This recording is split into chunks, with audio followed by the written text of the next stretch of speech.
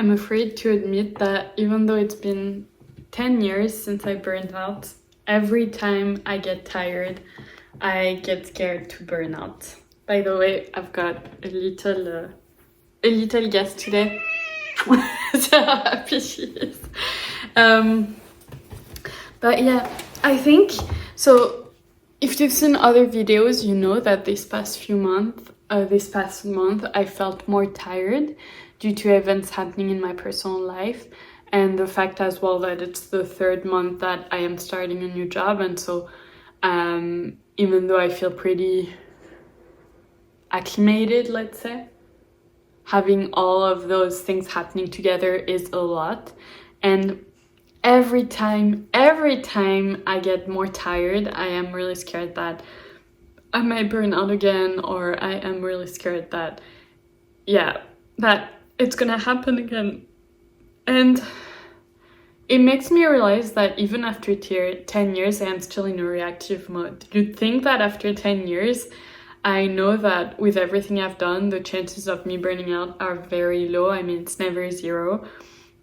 But after being an entrepreneur, changing how I work, really working on my work-life balance, on my relationship with work, but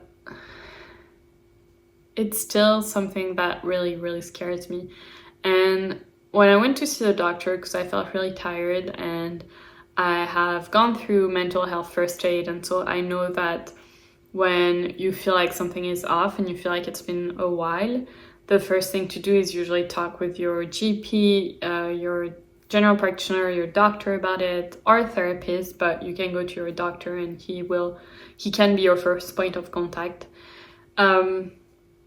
And he also told me that it is the fact that I'm coming here and that I'm asking for help and recognizing that my balance is a bit off and that scares me is such a big step in making sure I don't burn out again, because awareness is something that a lot of people lack. Simply because if you've never gone through something, if you don't know what to do when that happens, you're unable to recognize the patterns, you're unable to recognize how it's making you feel, and so you are less likely to go and ask for help because you don't even know that you need that help, right? So I think telling him that, and the fact that he told me that was the first step in making sure that wouldn't happen again, is really helpful. But it still feels very scary and vulnerable to say that. It's still something that is in the back of my mind. It's still something that has me in reactive mode sometimes. I really feel like my relationship with work is so much better now. Like, I feel like my work is something that I really enjoy, that I see it as a part of a bigger purpose, but also that it's not my entire life. Like, my life is not consumed by work like it was in the past. And everything that happens at work, I see, or at least I try to see, as a learning experience, as a growth experience, as an opportunity to contribute, learn, connect with others, and grow. And that has really helped. But yeah, it's hard. And I think the second reason that makes this hard is that I've worked with people in the past who've burnt out. And what I've seen is you don't necessarily burn out just because of your job. Obviously, there are situations where you are in a toxic environment or you're working too much and you burn out. But usually it's not like there is a clear limit between what happens between your personal life and what happens at work. And so if you already feel strained in your personal life, and if you're supporting a family, if you're supporting loved ones, if you're going through a breakup, if you're experiencing things that sorry, you can still hear my cat. If you're experiencing things that still make your emotion harder to if you're experiencing something that gives you less emotional space already in your personal life, then that means your emotional space at work is reduced. So even though you might love your work, if it's just becoming all too much, that might also be a reason to burn out. Let me grab her if I can. She's feisty. Yeah, you're feisty. You're feisty today. Hi, my little emotional support pet. And so, yeah, I think that's very important to remember as well, that it's not necessarily just work, right? It might be a combination of things, even though we talk a lot about burnout in the sense of work. I've heard some doctors now say that it can be, a situation where more than one thing happens and it just boils over. And so in my case, I guess right now what I am trying to do and what I want to build is more of a confidence in the fact that I am not going to burn out again. Again, like, it's not a set science. Like, there's always the chance that it could happen again. There's always a risk rather than a chance that it could happen again. But still, like, I think there are a few things, right? So the first thing is realizing when I'm not feeling great and asking for help. Usually it's not just it's been a week, but it's been, in my case, like it's been a month where a few things have added up where I felt more tired.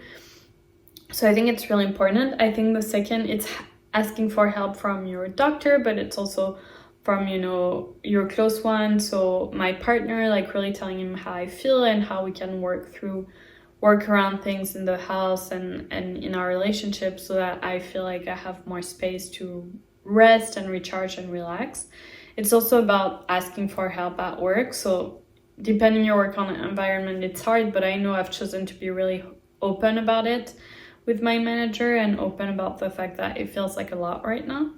And he's absolutely told me that if I need to reassess things, I can. So I think that's been helpful. I haven't really felt the need to take less on at work, but I felt the need to manage my time better myself personally and actually stop work on time, because that has been a thing that I tend to do when I'm more tired, is not stop work on time. So I've not really taken anything off my plate, but I've really reassessed what are my priorities, since I can organize my workload pretty dependently, and making sure that I don't overwork myself, making sure that I take breaks, things like that. So I think this has really helped. And again, if you're in a work environment where you feel like you can't ask for help, then don't. But I've really promised myself that I would go in my job being the person that I am, and trying not to share my entire life, of course, but still trying to be in a safe space and be in a partnership with my manager, in the sense where I want that person to see how good I am at my job, but also recognize that I am human. It doesn't mean I am bad at my job. It just means that sometimes things outside of my control will happen, and I want that person to be aware that I am doing everything in my power to manage it, but sometimes I might need a little help. I am human. So I think those are some of the things that we're doing. And then I am actually going to be trying new sort of therapies. I don't know if you can consider it therapy, but since I was diagnosed with multiple sclerosis, I've been way more open about trying any type of practices that could make me feel better. A lot of them are anchored in, medicine. Like this new one I'm gonna try is hypnosis, and I am actually doing it with a doctor who is certified. So a lot of those practices are anchored into, practices that are recognized by medicine, but I've really looked wider into practices that can help me. I've tried energetic practices, and I'm much more open to trying anything that could make me feel better. Still, doing my research. Who is the person? Is it recommended? If it's recommended by someone I know or by a medical practitioner, even though it's not rooted in medicine, like that really helps me. But I think because at the core of it, I think if I'm still scared and I still get reactive, there are still events in my past that I can work with. There are still new patterns that I can create. I've really found this past month that some of the patterns I thought I had left aside came back. And I loved, my doctor told me this metaphor that I absolutely loved, which is said that patterns are like toboggan, right? They're toboggan is the French word, toboggan, slides, right? So when you stop going down an old pattern, a slide, because you've created new slides, then nature kind of takes its roots again and you stop using it, and it's just, falls into ruin. It doesn't mean that it doesn't exist anymore. It's just, it's not used, and you're more automatically going to go to newer patterns. And I think this is what I realized this past month as well, is I will tend to go down slides that are older patterns, but I will cut myself, like I will catch myself a lot faster than I used to and realize why is happening and stop doing it. And so I think this has been really helpful as well to realize the growth. At the end of the day, there's so much growth. Like after you've gone through burnout and depression, it's hard not to be scared, not to fall back into it. But I think really anchoring in all the growth and all the progress and how far I've gone is really what is helping me to know that, to give me confidence that it won't happen again. And now what I'm trying to do is really trying to work on getting away from that reactive side more and being more in the present and feeling confident and yeah, just being less reactive about it. So if you've also gone through burnout, if you've gone through depression, please let me know if you found anything that works, or if I'm the only one who thinks or who is scared to fall back into old patterns and to potentially burn out again when there are tougher periods and you're more tired. Let me know if I'm not alone, and please subscribe. I'm gonna keep sharing how I am living my best life after all of this, but also all the fears and doubt that come with that, and also everything that has allowed me to live my best life after burnout and after being diagnosed with a chronic illness. So thank you for being here. Please subscribe, and I'll see you tomorrow. Bye.